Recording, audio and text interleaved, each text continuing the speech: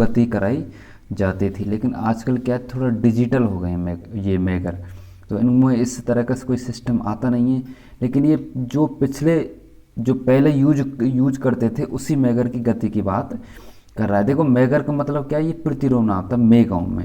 देखो मेगर की गति खालिस्तान पर रखी जाती है, तो हमेशा याद रखना जो मेगर की गति थी वो 160 आरपीएम पर, किस पर रखी जाती थी भैया जी, 160 आरपीएम पर रखी जाती। आरपीएम का मतलब क्या, राउंड पर मिनट, मतलब 1 मिनट में कितना रोटेशनल अपना पूरा कंप्लीट कर रहा है। तो मेगर की गति 160 आरपीएम रखी जाती थी। Option number D is the correct answer. Next question देखो, 250 वोल्ट स्थापना के परीक्षण के लिए मेगर को कितने वोल्टेज की रिक्वायरमेंट होगी। देखो इसका सीधा सा कंसेप्ट याद रखो, इसके जस्ट दुगना वोल्टेज की रिक्वायरमेंट होगी। कितने, 2 गुने वोल्टेज की रिक्वायरमेंट होगी यदि हमको 250 वोल्टेज का परीक्षण करना है। तो 250 को दुगना 250 का दुगना 500 वोल्टेज हो जाएगा। तो C option is the correct answer निकल के आएगा। तो C is the correct answer. 500 voltage की रिक्वायरमेंट होगी यदि मेगर से अपन को 200 वोल्टेज का परीक्षण करना है तो option number C is the correct answer. देखो 78 आई मतलब इंडियन इलेक्ट्रिसिटी रूल के अनुसार अर्थ और चालकों के बीच इंसुलेशन प्रतिरोध। देखो भैया जी, जो भी केबल यूज करते हैं, जो भी कंडक्टर यूज करते हैं, कंडक्टर यूज कर रहे हैं, उनके ऊपर एक इंसुलेशन मेटल होता है, इंसुलेशन पदार्थ होता है, चाहे वो पीवीसी का हो, चाहे वो रबड़ का हो, किसी का भी हो सकता है, चाहे वो कांच का हो। तो उस इंसुलेशन पदार्थ का मान किससे कम नहीं होना चाहिए ताकि हम खतरे से बच सकें, ताकि कम से कम शॉर्ट सर्किट हो और जितनी उसकी क्षमता है, जितनी एनर्जी वो ड्रॉप कर सकता है उसको कंज्यूम कर पाए वो। तो इसलिए हम इंसुलेशन का विशेष ध्यान रखा जाता है। तो वो जो इंसुलेशन है इंडियन इलेक्ट्रिसिटी रूल के अनुसार किससे कम नहीं होना चाहिए। तो इसका ऑप्शन है भैया जी सी इज द करेक्ट आंसर। मतलब 50 मेगा ओम उसका प्रतिरोध बटे निर्गमों की संख्या, निर्गमों को मतलब है कितने इसमें सॉकेट्स अपन यूज ले रहे हैं, 10 ले रहे हैं, 15 ले रहे हैं, कितने उपकरण उसमें चलाए जा रहे हैं। तो इस प्रतिरोध से कम उनका प्रतिरोध नहीं होना चाहिए। ठीक है ना। तो option number C is the, देखो ये भैया जी बहुत इंपॉर्टेंट क्वेश्चन है, कई बार आया है, ये लगभग 4-5 एग्जामों में ऑलरेडी आ चुका है ये क्वेश्चन। ठीक है ना।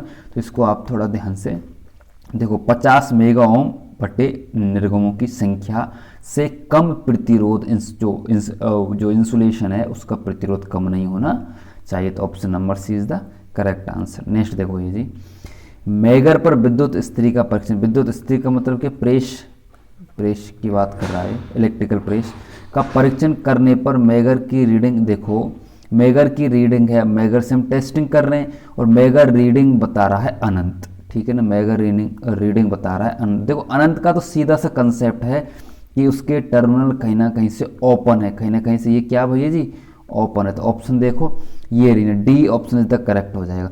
हीटर एलिमेंट का खुला परिपथ है, कहीं ना कहीं से जो हीटर के जो एलिमेंट हैं वो कहीं ना कहीं ओपन है, खुले हुए हैं, उसी की वजह से जो रीडिंग है वो जो मेगर है वो अनंत शो कर रहा है।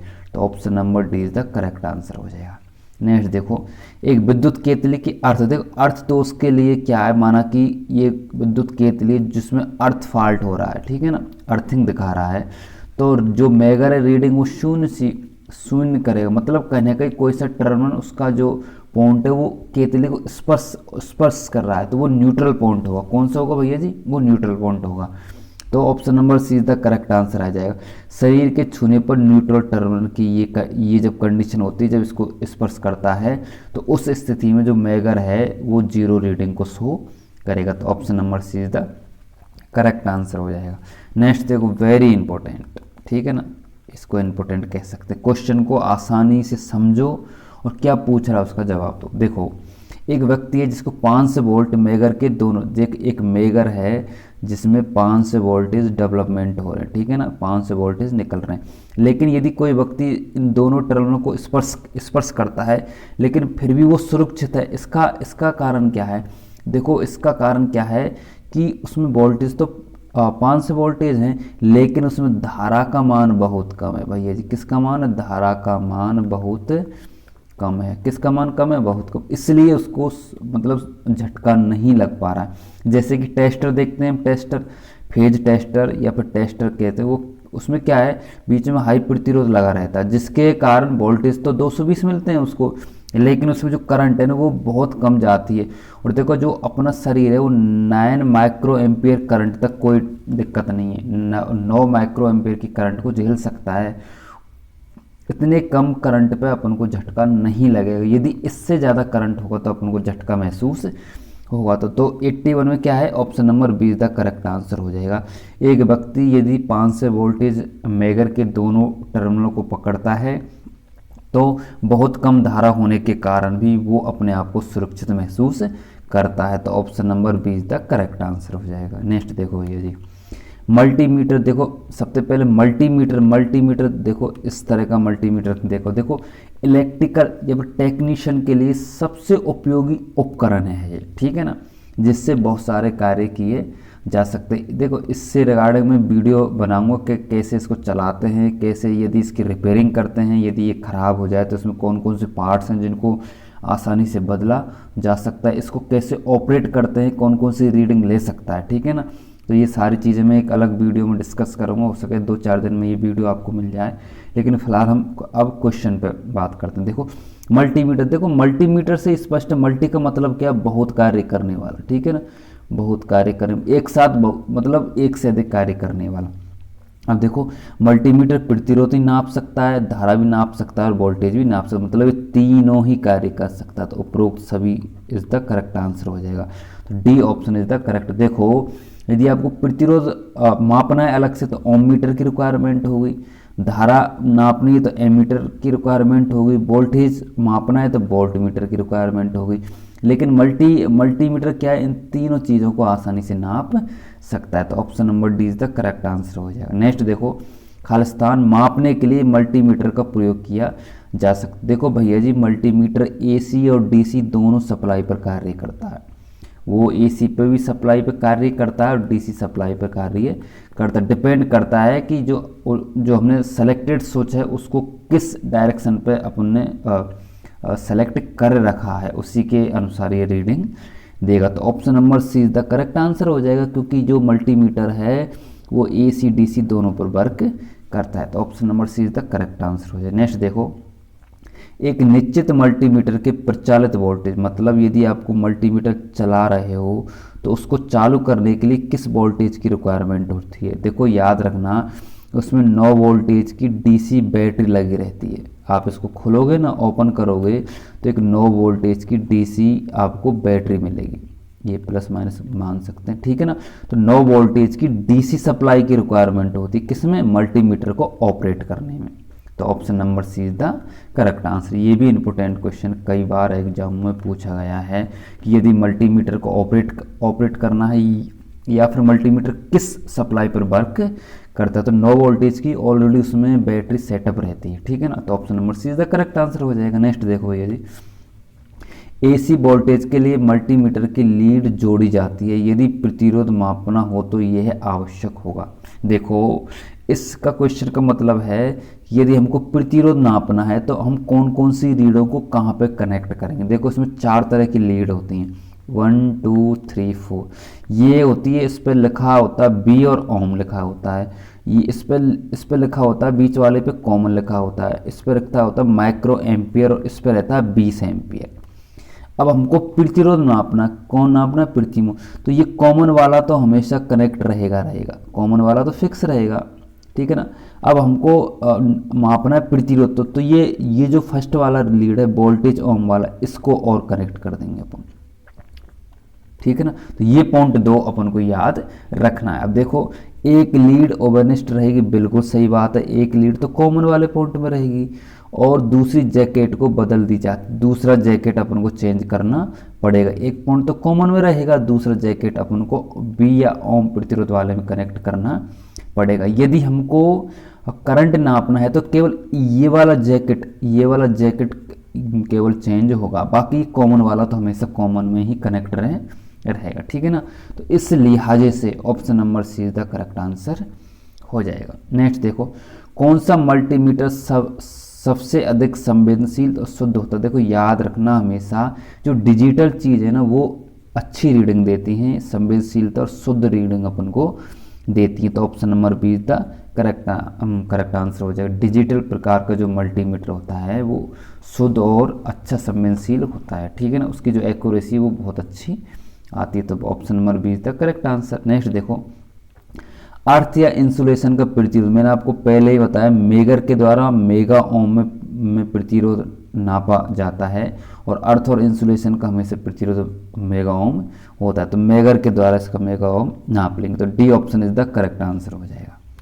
नेक्स्ट देखो, ये बहुत इंपॉर्टेंट क्वेश्चन है और कई बार पूछा है और उसमें पूरे दिमाग की जरूरत है आपको। देखो प्रश्न को, यदि मल्टीमीटर, देखो मल्टीमीटर की जो बैटरी है वो 9 वोल्टेज डीसी सप्लाई की होती है, 9 वोल्टेज डीसी सप्लाई की होती है। लेकिन यदि बैटरी कमजोर पड़ जाए, मतलब ये बैटरी की, देखो बैटरी तो केमिकल रिएक्शन है, थोड़ा बहुत वोल्टेज तो उसके गिरेंगे, माना कि ये वोल्टेज 9 की जगह 5 वोल्टेज डीसी हो जाए, तो उस स्थिति में क्या संभावना बनती है। देखो याद रखना, ऐसी स्थिति में जो रीडिंग है ना वो कम प्राप्त होने लग जाएगी हमको, तो कम रीडिंग देना स्टार्ट कर देगा। तो option number see the correct answer. याद रखना, यदि 9 वोल्टेज की बैटरी है लेकिन उसमें वोल्टेज घट चुके हैं, तो उस स्थिति में जो हमको जो मल्टीमीटर एक्चुअल में जो रीडिंग देता था उससे कम रीडिंग देना प्रारंभ कर देगा वो।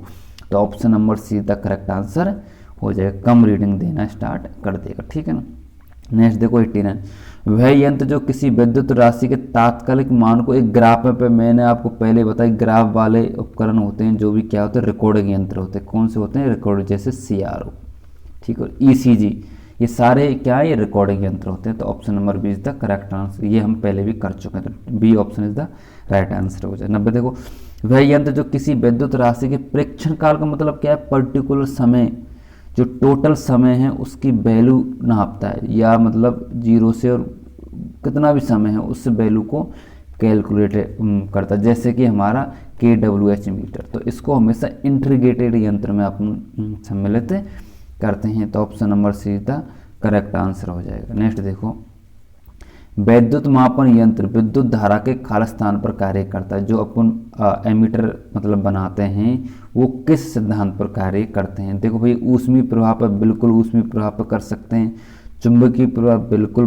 कर सकते हैं, प्रकाशीय प्रवाह पर बिल्कुल कर सकते हैं। तो option number D is the correct answer हो जाएगा, ठीक है ना। तो ऑप्शन नंबर डी, मतलब तीनों में से किसी भी प्रभाव पर अपन विद्युत मापन यंत्र को प्रयोग कर सकते हैं, या फिर विद्युत मापन यंत्र बना सकते हैं। कोई से प्रभाव को यूज करके अपन विद्युत मापन यंत्र बना सकते हैं। तो option number D is the correct answer हो जाएगा। नेक्स्ट देखो, ये पहले भी आ चुका है क्वेश्चन, देख लेते हैं दोबारा से। यदि किसी विद्युत प्रभाव से किसी विद्युत राशि को मापने के लिए यंत्र में जो युक्ति लगी होती है उसको हम सेंसर कहते हैं। तो option number B is the correct answer हो जाएगा। नेक्स्ट देखो, निम्न में से किसकी शुद्धता, देखो ये पहले भी क्वेश्चन आ चुका है, किसकी शुद्धता याद रखना, हमेशा मूविंग कॉइल वाले की शुद्धता हमेशा ज़्यादा होती है, क्योंकि ये ज़्यादातर डीसी सप्लाई पे कम वो करते हैं यूज, और डीसी सप्लाई पे करने वाले इंस्ट्रूमेंट की ज़्यादातर शुद्धता अच्छी ही पाई जाती है, ठीक है ना, क्योंकि उनको डिजाइन करना आसान है बजाय मूविंग आयरन के। तो option number A the correct answer हो जाएगा। मूविंग कॉइल यंत्र की जो शुद्धता है, जो विश्वसनीयता है, वो बजाय मूविंग आयरन के अच्छी होती है। तो option number A is the correct answer. Next देखो ये तो 2-3 बार पढ़ लिया। गैल्वेनोमीटर को वोल्टमीटर में बदलना है, जी है, उसको वोल्टमीटर में बदलने के लिए श्रेणी क्रम में हाई प्रतिरोध, उच्च प्रतिरोध लगा देंगे। क्या लगा देंगे भैया जी? उच्च प्रतिरोध लगा दिया जाता है। देखो, उच्च प्रतिरोध को श्रेणी क्रम में कनेक्ट करेंगे, बिल्कुल सही है। तो B option is the correct answer हो जाए। मेगर की रीडिंग, देख मेगर की रीडिंग हमेशा मेगा ओम में आती है, तो मेगा ओम कौन सा? B option is the correct answer हो जाएगा, बहुत आसान है। फ्रीक्वेंसी मीटर, मतलब जो फ्रीक्वेंसी मीटर है, जो फ्रीक्वेंसी नापता, आवृत्ति नापता है, क्या नापता भैया जी? आवृत्ति नापता है, वो किस अंतर को नहीं पढ़ सकता? देखो, यदि अंतर बहुत कम है, माना कि अंतर 0.5 हर्ट्ज है, तो उसको ये मीटर नहीं पढ़ सकता, क्योंकि ये स्टार्टिंग 1 2 3 4 5 से होती है। ये जो बीच वाला अंतर है इसको रीड नहीं कर सकता कौन? Frequency meter. तो 1/2 चक्र से कम की जो रीडिंग है, जो अंतर है, उसको आवृत्ति मीटर रीड नहीं कर सकता हो। तो option number C is the correct answer. देखो कुछ स्टेप्स का मीटर होता है आवृत्ति मीटर, जो आवृत्ति को नाप देखो सीआरओ के द्वारा तो नाप सकते हैं आवृत्ति को, देख भी सकते हैं आवृत्ति को, नाप भी सकते हैं और देख भी सकते हैं, लेकिन इसके साथ में केवल उसको मापा जा सकता है। ठीक है ना, तो option number C is the correct answer हो जाएगा। नेक्स्ट देखो, किसी एसी या डीसी की तरंग आवृत्ति को पर्दे पर शो करने के लिए हमें तो सीआरओ को प्रयोग किया जाता है। सीआरओ का मतलब क्या है, कैथोड रे ऑसिलोस्कोप इसको कहते हैं। देखो कुछ स्टेप्स का होता है, देखो रेडियो की तरह होता है जिसके पास एक स्क्रीन होती है जिस पर तरंग को शो किया जाता है आसानी तरह से। और ये जो सीआरओ है किस में आता है, रिकॉर्डिंग इंस्ट्रूमेंट में आता है, याद रखना इस चीज़ को। तो option number see the correct answer हो जाएगा। नेक्स्ट देखो, चुंबक के असमान मतलब एक पॉइंट एन है और एक पॉइंट एस है। ठीक है ना, यदि इनको आपस में लाएंगे, पास में लाया जाता तो हमेशा ये आकर्षण का कार्य करते हैं, तो इनके बीच हमेशा आकर्षण उत्पन्न होगा। तो option number A is the correct answer. और यदि इनको ये समान वाले लाएंगे तो ये हमेशा प्रतिकर्षण करेंगे एक दूसरे को। ठीक है ना, और असमान है तो एक दूसरे को हमेशा आकर्षित करेंगे। तो option number A is the correct answer होगा। नेक्स्ट क्वेश्चन देखो, नई स्थापना के विद्युत रोधन प्रतिरोध को मापने के लिए कौन सा उपकरण प्रयोग किया जाता है। देखो विद्युत प्रतिरोध मापने के लिए मैंने आपको पहले ही बता दिया, जो विद्युत प्रतिरोधन होता है वो मेगा ओम में होता है और मेगा ओम को हमेशा मेगर मापता है। तो option number B is the correct answer होता है। और मेगर का प्रयोग ही यही, मेगर का उपयोग क्या है, जो विद्युत रोध है उसका प्रतिरोध मापने का कार्य करता कौन, मेगर। तो option number B is the correct answer. Next देखो, ईएमएफ को मतलब क्या है, force requirement motion of electron, मतलब इलेक्ट्रॉन की गति कराने के लिए जिस बल की आवश्यकता होती है उस बल को किसके द्वारा उत्पन्न किया जा सकता है। तो देखो ऑप्शन, रासायनिक परिवर्तन पर बिल्कुल द्वारा, जैसे कि हम बैटरियों में देखते हैं, बैटरी सेल क्या है, केमिकल रिएक्शन से तो उत्पन्न करती हैं। दूसरा देखो इलेक्ट्रोमैग्नेटिक इंडक्शन, बिल्कुल जो जनरेटर है वो इलेक्ट्रोमैग्नेटिक इंडक्शन के पे कार्य करता है, ये भी काम करता है। तीसरा देखो, दो असमान धातु, बिल्कुल दो असमान धातु को यदि हम अपन गर्म करेंगे, हीटिंग पे लाएंगे तो इनके बीच भी ईएमएफ उत्पन्न होने लग जाता है, तो इसके द्वारा भी हम उत्पन्न कर सकते हैं। तो इनमें से सभी, तो भैया इनमें से सभी इज द करेक्ट आंसर हो जाएगा। ठीक है ना, तो D option is the correct answer हो जाएगा। तो 100 का D option is the correct. जो ईएमएफ है वो हम रासायनिक परिवर्तन से भी कर सकते हैं, इलेक्ट्रोमैग्नेटिक इंडक्शन से भी कर सकते हैं, और दो असमान धातुओं के जंक्शन को गर्म करके भी किया जा सकता है उत्पन्न, किसको, ईएमएफ को। ठीक है ना, तो option number D is the correct answer हो जाए। नेक्स्ट देखो, वाट मीटर, ये मैंने पहले भी बता दिया, कुछ स्टेप्स का होता है, और वाट मीटर हमेशा पावर नापता है, जो विद्युत परिपथ की उस शक्ति के व्यय को मापने का कार्य करता है। देखो ये एसी डीसी दोनों पर कार्य कर सकता है। तो option number A is the correct answer. किसी विद्युत परिपथ के शक्ति व्यय को मापने वाला यंत्र वाट मीटर कहलाता है। ठीक है ना, तो आई होप आपको ये सारी चीज़ें समझ में आ रही होंगी, और मैं सब चीज़ों को बहुत अच्छे से समझाने की कोशिश कर रहा हूँ। तो आप भी इन वीडियो को देखते रहिए, और जिसकी भी एग्ज़ाम है, राजस्थान में टेक्नीशियन की वैकेंसी निकली है उसकी भी एग्ज़ाम है, तो उसके लिए भी बहुत उपयोग, मैं कह रहा हूँ इससे बाहर क्वेश्चन आएगा ही नहीं आपका। यदि आप टेक्नीशियन की प्रिपरेशन कर रहे हैं तो मेरी सारी वीडियो को देख जाओ, इससे बाहर एक भी क्वेश्चन आपको नहीं मिलेगा। आई होप आपको सारी चीज़ें समझ में आ रही हैं। तो आज के लिए इतना, बाकी और सीरीज में हम जो भी क्वेश्चन बचे हुए हैं उनको हम कंप्लीट कर लेंगे। चलो आज के लिए इतना ही, थैंक यू।